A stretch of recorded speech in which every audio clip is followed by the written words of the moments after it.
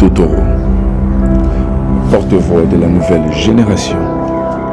Il est en même temps la voix des sans-voix, un symbole pour le changement.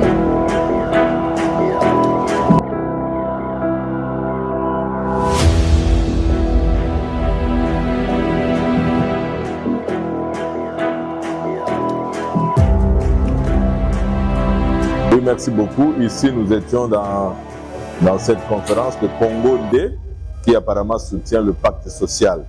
Et comme vous l'avez remarqué, c'est vrai, nous avions apprécié l'organisation, mais aussi les interventions.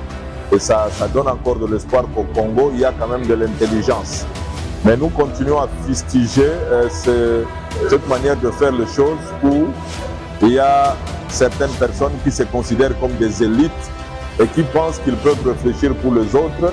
Et maintenant, les autres composantes constituées, entre autres la jeunesse et surtout la femme marginalisée, on leur met de côté. Et nous sommes venus ici pour revendiquer la place, la participation à part entière de la nouvelle génération, puisqu'elle constitue plus de 60% de la population congolaise. Et donc, c'est elle la majorité.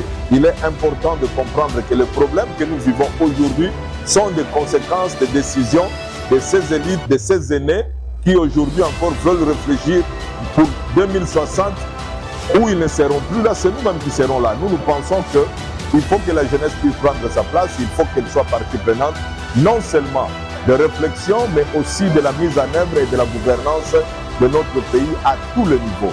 Et c'est ça notre position et notre participation aujourd'hui. La question est celle-ci.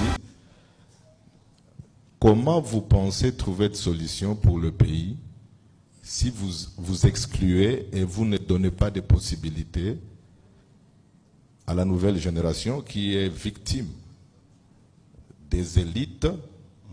Et comment, dans ce processus de Congo Ndé, puisque j'ai suivi les présentations, j'ai tout suivi, vous avez parlé de la jeunesse et de la femme, mais vous n'aviez pas donné la possibilité que vous donnez pour que cette jeunesse, non pas celle que vous identifiez, mais celle qui est réellement la majorité de la population et celle qui vit les atrocités que nous sommes en train de vouloir trouver des solutions, vont apporter leur participation et leur contribution dans ce processus. Vous parlez de 2060, sûrement que vous ne serez plus là, mais c'est cette jeunesse qui va subir les conséquences de cette situation élitiste que vous dites. Et c'est au nom de cette jeunesse que je m'adresse à vous pour que vous puissiez nous trouver. Et ça, je parle même pour le pacte social. Et non seulement pour le pacte social, c'est pour tous les processus dans notre pays.